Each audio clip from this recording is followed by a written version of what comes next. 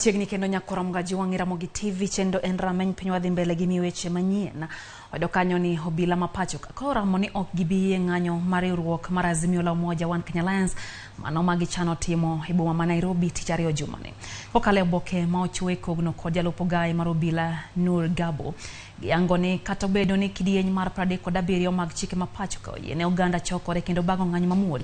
Gikoni ng'anyo mar Azimio osebedo kanyayo timbe maundu e pacho ka obila okoni ng'anyo mag Azimio osenyawo maundu makelo kethruok mag mwandu monj ne obila kod jopiny mecho e yor ang'enge kod tho mar jopiny kod obila.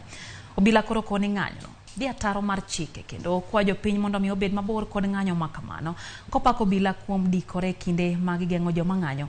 Gabo singo ni obila biro timo duto maneno ni ngima kod mwandu jopiny oriti mana kaka chike mapacho ka dwaro kendo ng'ata mabiro dhi ataro mar chik biro moto e bade.